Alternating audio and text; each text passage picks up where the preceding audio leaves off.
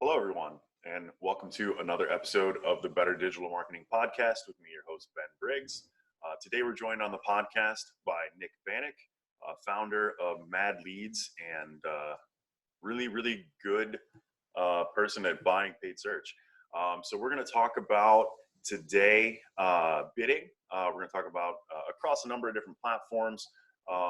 Bidding is one of the more advanced options that some people have trouble with, but it can be a great optimization lever to help you make your campaigns perform better. So welcome to the show, Mr. Banik.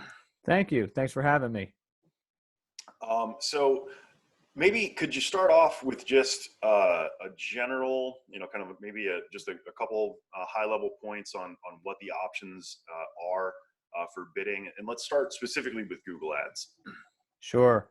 So this has changed quite a bit over time. So of course you have manual CPC where you're paying you're bidding a max CPC that you're willing to pay, and then it's based on, your average cost per click, your actual cost per click. So this is where you set a bid. Let's say it's $5, and then they multiply it by your quality score to get your ad rank, and that's kind of how you show up in the auction. So this is kind of I would say this is probably the oldest method for bidding in Google Ads. And then they also have enhanced CPC, which is just like manual CPC, but they're willing to bid a little higher or lower based on your conversion volume or anticipated conversion volume. This one's interesting because this one has kind of changed a little bit over time. So Ben, you probably remember when it used to be that they could only bid up to 30% higher with enhanced CPC, or they could bid down, I think it was about 100% lower. So they could either bid just a little higher than what your bid was with enhanced CPC to get you where you need to be if they think you're going to get a conversion, or they could bid a lot lower. Well, now those restrictions are a little bit lifted. So enhanced CPC is kind of weird because in a way, it's basically just automated bidding with a little bit of leverage. So you can set a bid and it kind of stays somewhere near there, but you don't know what's happening in real time because Google is changing those bids in real time at the point of the search. So you have to be careful when you go from manual CPC to enhanced CPC. A lot of people think that it's like a really simple shift, but just be careful with the performance of that, because you could go from manual CPC and have a really stable cost per click that's within your budget constraints, and then you could go to enhanced CPC and see it really go a lot higher or bid down on things that you wanted to show up for. But anyway, I typically find that I run enhanced CPC when there is a fair amount of conversion volume. It fluctuates quite a bit. I'm targeting maybe a lot of different geographies, and some of those automated bidding things actually help because maybe somebody's in a certain city and there's other criteria that Google knows about them. It'll bid higher, and I'll actually get a pretty good result for that. Whereas when you're using manual bidding, you're basically setting everything yourself, and sometimes that's good, sometimes it isn't. Then of course there's target ROAS and target CPA, and then there's the newer versions where you don't have enough data and you use max conversions or max conversion value. So all of these automated bidding techniques are a little bit different. Basically, target CPA and max conversions go kind of hand in hand. Max conversions is just Google automates your bids to get you as many conversions as it thinks it can get you within your budget. So let's say your budget for your campaign is $200 per day. Google's going to bid up and down to try to get you as many conversions as it can within $200. At least that's the claim. Typically, I find that max conversions and max conversion value are very unstable, but target CPA can work really well because you're actually setting what your rule is. So your target CPA might be, $50, and your budget might be $250. So it knows that it can get you around 5 conversions within that campaign at that price. So those ones tend to restrict Google a little bit further, and target ROAS is similar. Target ROAS is your conversion value divided by your cost, and you set your rule there. So if you need to hit a 5x return, you would have it at 500% target ROAS. The thing is here, though, is that all of these different techniques have pros and cons. So when you run target ROAS or target CPA or max conversions or max conversion value, the problem with those is that all of the other ways of bidding become irrelevant to like what you can actually control. So time of day, adjustments. If you have like a bid 30% higher, from midnight to 4 a.m., because for some reason that's like a good idea for your account, let's just say, or a bid 30% lower from midnight until 4 a.m. because you get crap traffic at that time. Problem is, if you're running target CPA, target ROAS, it just ignores that adjustment. It doesn't actually factor it in. It just ignores it completely. So you either have to choose, let it be on, and hopefully Google will make the right choice for me, or just don't show up at all during that time, be like negative 100% during that time, because it's either on or off, and the target ROAS, target CPA is just going to do its thing. The only adjustment that actually plays a role is your device adjustment. So if you're running target CPA and you have like a 20% decrease on mobile, it actually, what it does is it makes a more strict CPA requirement for mobile. So that's the only adjustment that actually matters.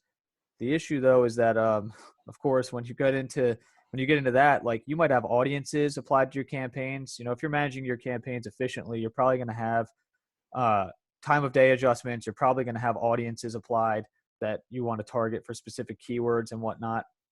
You're probably going to have device adjustments, and you might have like some other adjustments too, for maybe you're excluding certain demographics, whatever it is. All of those levers start to go away besides your device adjustment on automated bidding. So you really want to be careful with it. Google did tell me though that if you apply audiences, even though it ignores the bid adjustment for those, it will factor it in and bias towards those audiences for your automated bidding. So it's still worthwhile to have observation audiences in there when you're running those. But to circle back, I'll tell you that my approach is very much a hybrid of all of the above. Like, I run target CPA and target ROAS when I can, because there's enough data. Like I'm getting, 50 conversions a week in a campaign, or hundreds of conversions a month in certain campaigns. I'll run automation on those because I know that there's enough data that it's going to probably work more efficiently than some like rule that goes in and looks each day, or manually going in each day and making little adjustments. When you have enough data, it works. That is the case for Google. It's also the case for like Facebook advertising and whatnot. When you don't, and you're looking at a campaign that maybe only gets whatever it is, 10 conversions every 2 weeks, or, whatever, like Google might say that's enough data, but in my experience, it's usually not. And especially if you're dealing with like high CPA verticals, like I have some industries that I work with where our target CPA might be $1,500. So if we're willing to pay $1,500 per conversion, you have to deal with some pretty expensive high CPCs. You're dealing with like small data sets. It's hard to automate those because the click volume is low, but the cost per click is high. So I find that manual CPC can work really well in those types of industries. And in a lot of accounts, I'm running some combination of like target CPA, manual CPC, a little bit of enhanced CPC, and then my own adjustments. And I have kind of my own approach to how I'm dealing with that. Sure. So do you find that you're mostly leaning on max CPC on manual max CPC for search campaigns, but you have more often you're using maybe target CPA or target ROAS for a shopping campaign or for a display or video campaign? Yeah, that's a great question. So what I find is that a lot of times with video, actually, a lot of times with video, I run it manually. There's a weird thing in Google though, when you go to create a campaign, if you go to create like a video campaign that's targeting like leads or sales or whatever, it'll force you to use automated bidding. But if you create a video campaign without a goal, or you set the goal as like what your goal isn't actually focused on, like if you set it as like awareness, you'll actually be able to kind of control it a lot of times with manual bidding. I've found that running like target CPA or target ROAS on video is really difficult because of just how it works. And Google has recommended to me, if I'm going to do it, that my budget for the campaign be like 10 times what my goal is. Like, so if my target CPA is $250, I don't really want to have a $2,500 a day budget on that video campaign, because if it spends $2,500 and doesn't work, like I have to answer to that, Yeah. And so a lot of times what I do with video is I run that manually, because the other thing with video is that you can get some really cheap cost per views. So with YouTube, I'm running those manual CPV almost every time. Sure. Um, and or even manual target CPM if it's like a bumper ads. To your question about shopping, shopping I run target ROAS a lot because when I'm running e-commerce, um, I should be specific here. The e-commerce that I'm working with has high conversion volume. There's a lot of data, so the target ROAS works well. In the past, though, I've worked with some companies where, maybe their budget isn't that big or whatnot. We're not getting a ton of sales. And in those cases, you just have to be careful. Target ROAS requires the most data out of any of Google's bidding. It requires more data than target CPA. Most of the time, they tell me not even to really use it unless you're getting like 50 conversions in a 30-day period. So, and that's it's like not necessarily like a hard rule, but it's pretty much like you don't really want to be using target ROAS if you're getting a lot less than that. And target CPA, they used to have different restrictions. You can basically turn on target CPA now without any like real historical data. You can pretty much run target CPA when you don't even have like more than a few conversions in your campaign. It used to be the case that they would tell you and like warn you, you can't turn this on unless you have a certain amount of conversion data. That restriction got removed. So you have to be careful that you don't turn that on and just let it run wild with an account that doesn't have enough. With search, to your question about that, I actually run target CPA and target ROAS on search, depending on the business. A lot of times I'm using target CPA more often on search when it's high volume. So what'll typically happen is I'll have an account where maybe I have like 5 or 6 campaigns on non-brand that generate a ton of conversion volume. Those ones will be on target CPA, or I might run a portfolio target CPA. I'll come back to portfolio in just a second. And then what I'll do with the other campaigns, like the lower volume ones that maybe they drive really efficient results, but there's not a whole lot of conversion data. They're not hitting their budget. I'm bidding super aggressively because they're like sort of my always on terms. Those ones I might have on manual because I'm really just trying to always have a high impression share on those. And I skipped a few bidding strategies like target impression share. I skipped that strategy just because all that does is automate your bidding to get you a higher impression share.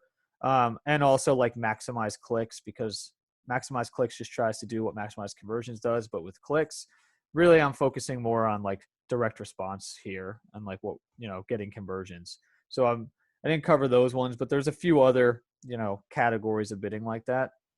On display, I will run automated bidding there, like target CPA, a lot of times with actually different conversion metrics. So, good example of this, I was just working an account where the goal is to get people to go through, create an account, enroll, submit, and then fully convert with like, with with billing details and all that stuff later. It's hard to get people to get all the way to that point.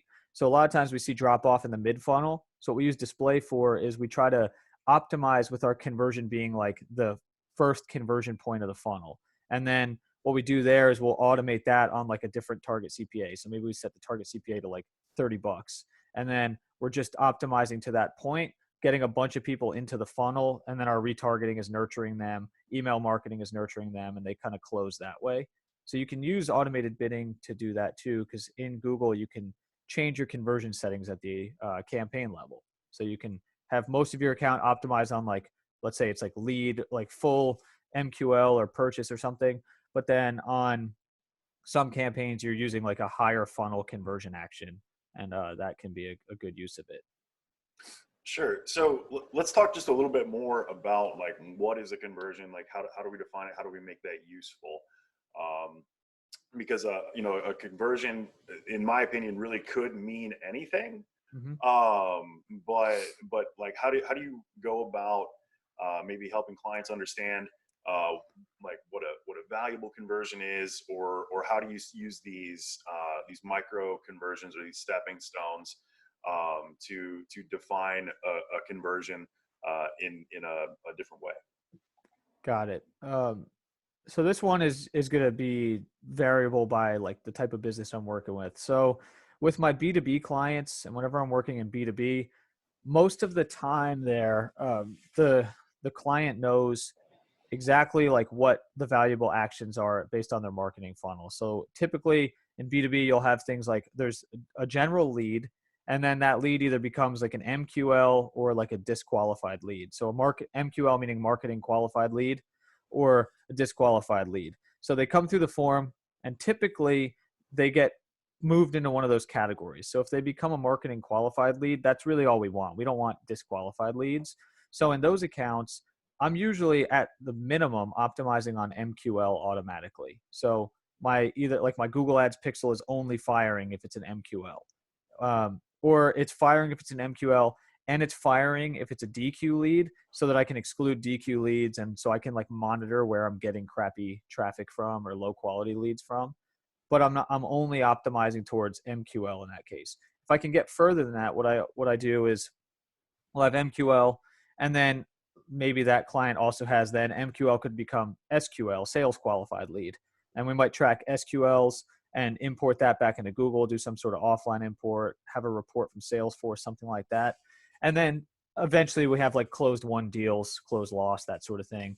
And so those are conversions, but what we define as conversions in Google just depends on the goals. So like most of the time I'll optimize on MQL because they don't become a sale until like 2 months later. You can't really automate the bidding towards that goal. If it takes 60 days for that initial lead to become an actual closed won deal, you're not going to have Google going back and looking on a 60-day look back and making changes. But what you can do is you can optimize on MQL and know that, okay, maybe my target marketing qualified lead cost is like, I want to pay $150 per MQL because I know that that'll be profitable based on our close ratios and all that. So what I do in those cases is I'll work with the clients on defining all that stuff. And then we'll build that into our strategies for when we're putting the automation in place. And we go to other industries, like when you go into like some of the B2C ones, like I was talking about before, you might have something where the initial thing is create an account. Or I was working with a company where the initial thing was you go through this kind of like free assessment. And then at the end of the assessment, you're basically like a sort of qualified lead. But then there's a whole lot of other steps before you become a purchase. So in that type of scenario, I might optimize my display campaign on that initial assessment, but I might optimize my search campaigns just on purchases, because really that's what's going to matter the most.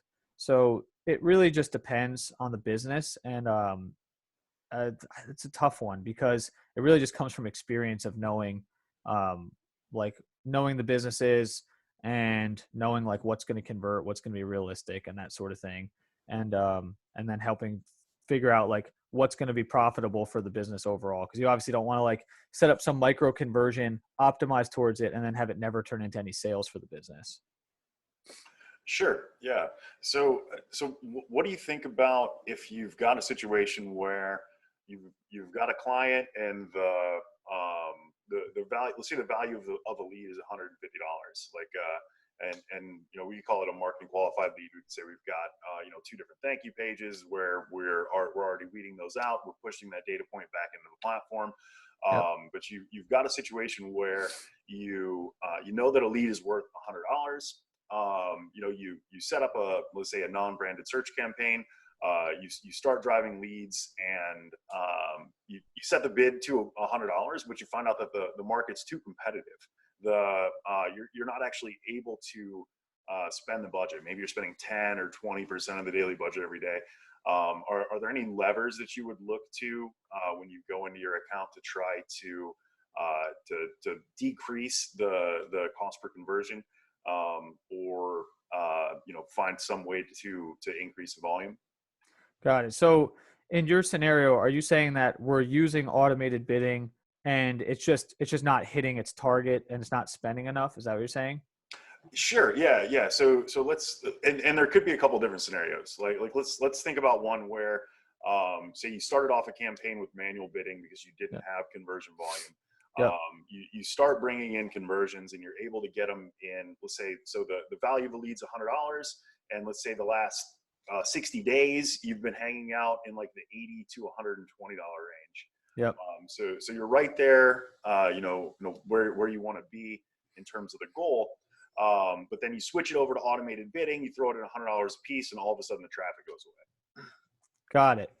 I mean, I would say that this hardly ever happens in my accounts, only because I'm only turning on automated bidding when there's so much conversion volume that like it really is going to work, you know? But if it isn't, or like if I've come into an account where I've taken some over where they're just running fully automated bidding or something and they're not getting the volume they want, they're saying like, we want to increase our spend by 300%, but like every time we try to increase, nothing happens, or we're not hitting our budgets, like you're saying, or something like that. I've seen those scenarios. Most of the time, what it is that either the account has been sitting on automation for so long with minimal changes, so it's just gotten flat and stagnant. And I've seen that happen where it's like, yeah, you're hitting your CPA target or whatever, but you're like, your volume is 10% what you want. In those cases, a lot of times what I will end up doing is look into the structure of it, look into the quality scores. You might have a scenario where it's on automation, the quality scores are super low, the ad copy hasn't been touched in a long time, the click-through rate is low. There's just so many like factors that you kind of start looking at there.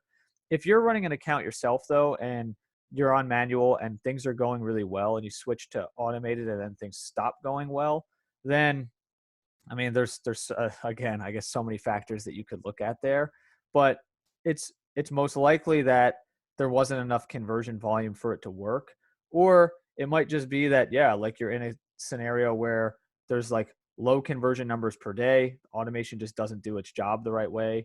You have to look at your device adjustments because when you first turn automation on, it removes your device adjustments. That can be a problem. You know, maybe you had like a I don't know, maybe you were in an industry where mobile works really well and you had like a plus 50% on mobile and then you switch to automated bidding and it removes the adjustment and it just like doesn't account for it properly. You got to be careful with that sort of thing. I've seen that happen. I've even seen accounts where people flip on automation and they're in B2B or something and they get a lot of their conversions from desktop because people are working during business hours. It's B2B.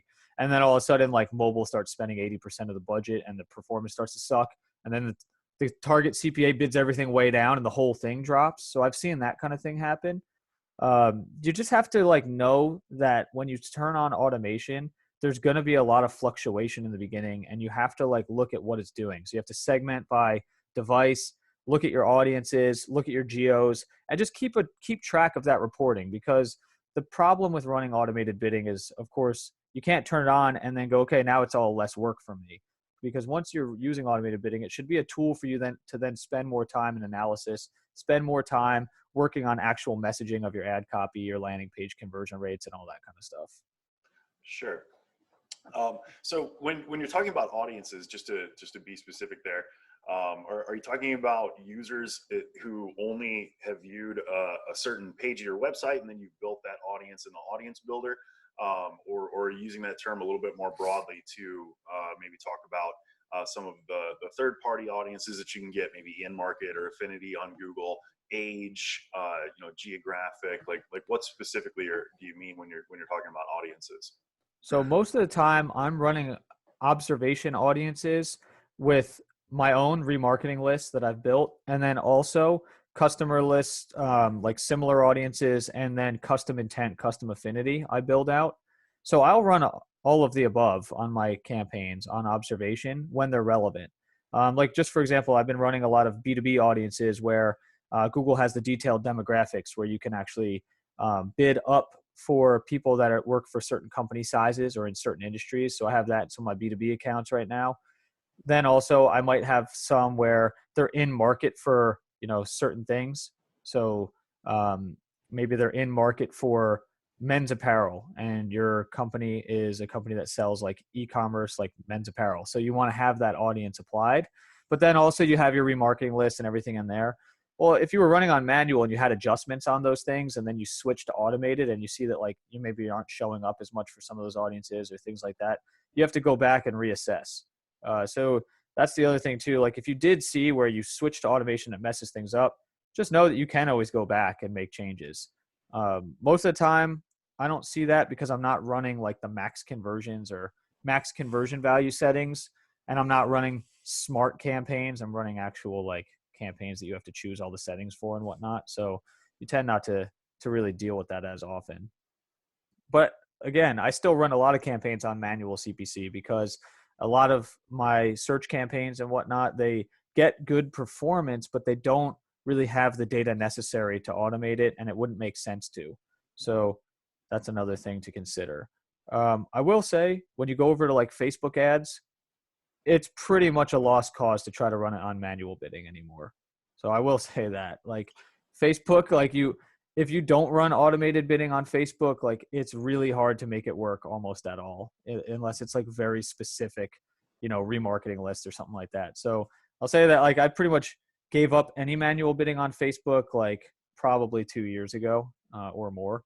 And over there, I just run either optimizing on conversion value or optimizing on like a cost per conversion with some of the various settings that they have, and you just define what those conversions are. And they've made it like almost not work to use manual bidding, so you have to be careful over there. Sure. And so looking into the future, do you see more platforms, going to the same situation that Facebook has, where manual bidding just becomes untenable? I mean, especially considering we've seen things from Google, like moving the manual bid to, buried, 3 levels deep in Yeah. the settings, and this is not recommended. Whatever you do, don't bid manually. Yeah, totally. I think that they're all trying to go there. It really, it is, it's what's been happening on most of the platforms. I mean, you even see it like, even in programmatic platforms, target CPA bidding, even though they're using like CPM bids to do it. A lot of times you see it there, but it seems like that's the case. Like, these platforms want to like make automation, you know, the standard, I guess. The thing is, I don't think, and I probably will almost never buy into any of these like smart campaign settings.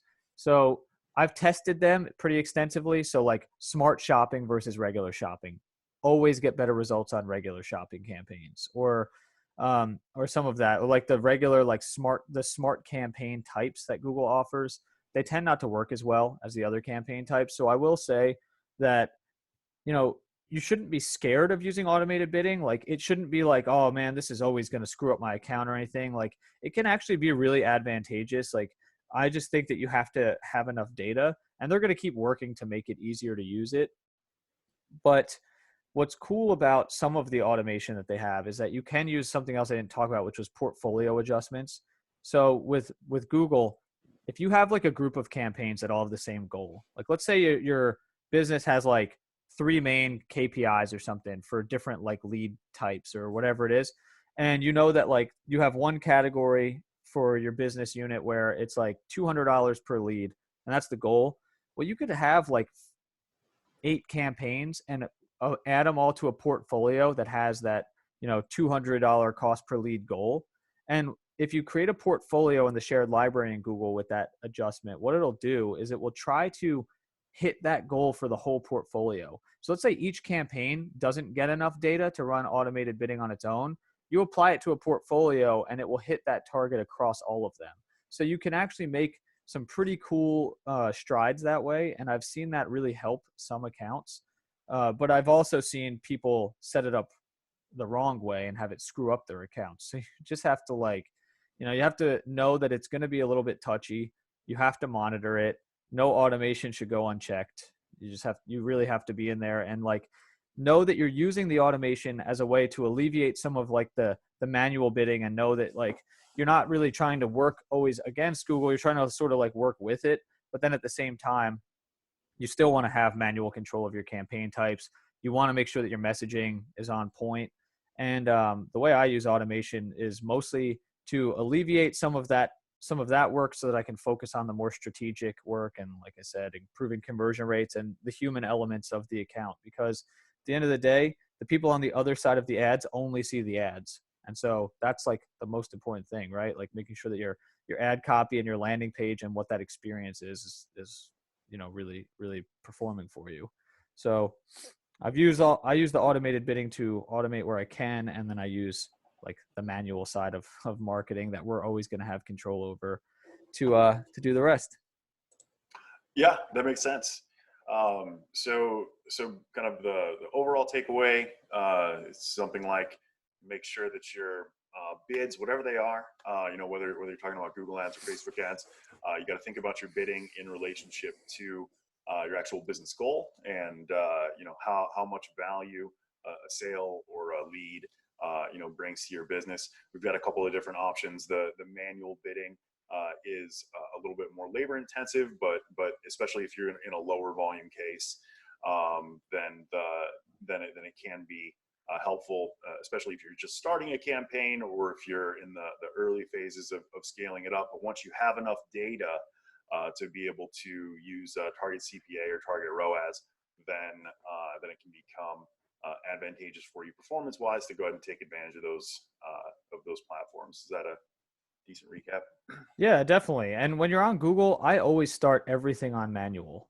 I don't, when I'm on Google and Bing, I always run manual bidding at first.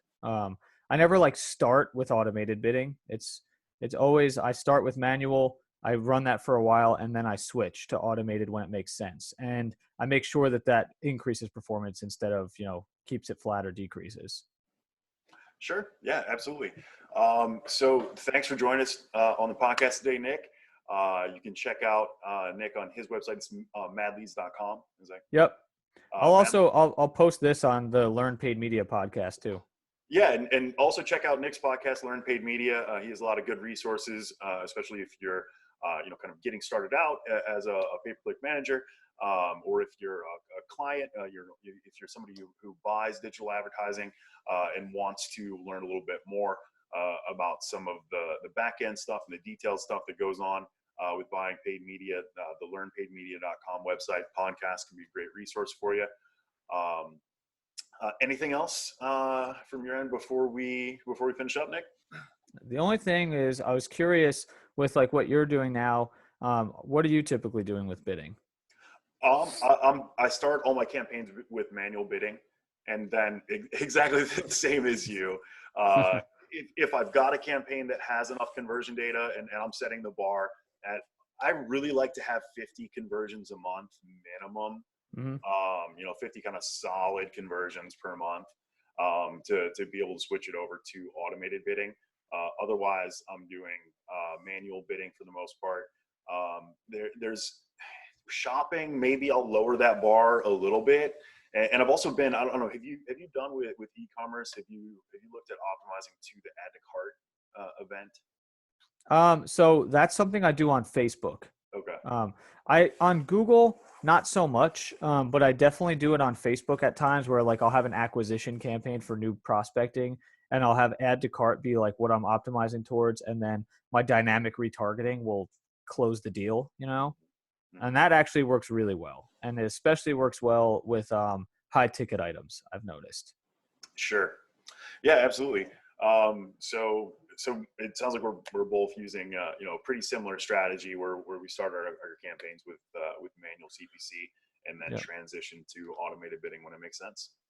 Yeah, totally. Let's make sure to circle back in like a couple months because I'm actually doing some experiments right now with some of the portfolio strategies, and I'll report back to you. And we should do another follow-up on it because I have some pretty cool tests right now where I'm grouping campaigns together in the portfolios and seeing a lot of success there. So like on your 50 conversions per month thing, like I've been having some where maybe I target a couple of different categories or whatnot, but I know the cost per conversion needs to be about the same, and I'm seeing a lot of success there grouping them together in portfolios. Yeah, that sounds like an interesting idea. It's definitely not something I've tried to look at. Maybe it's 3 different product types or 3 different service verticals, but the customers have a similar lifetime value. So it would make sense to just push all that data together, and maybe there's just not enough volume, right? I mean, maybe you're buying 80, 90, 95% impression share, Could be. and you're still only getting, maybe it's 20 conversions, for any one of the verticals. Yeah, and I mean, and we should say, like, you and I both know this, like, Ben and I worked together at previous agencies and we've kept in touch over the years. Like we've worked with, DoubleClick, which is whatever it's called now, 360 or whatnot, the Google 360. We've worked with Marin Enterprise. We worked with Kenshu. So we've used automated bidding across like third-party platforms. We've used it within the engines, and like, so we definitely have a lot of experience using both manual and automated approaches. But I will say, like, with what Google and Facebook are doing, like their automated bidding that is in their platforms tends to work better than the third parties now. So I did want to call that out too, is that like, I don't even use any of those third-party tools anymore unless I need to use one to do programmatic display. That's the only time that I'm using one of those third-party tools. Sure. Yeah. Definitely makes sense. Like I said, thanks again for joining me today on the podcast, Nick. Yep. Again, check him out on learnpaidmedia.com, madleads.com. You can follow me on Twitter at the SamuraiDR, or visit my website, samuraidr.com. Thanks again, everybody, for joining us on the Better Digital Marketing Podcast, and I hope this helps you make your digital marketing better.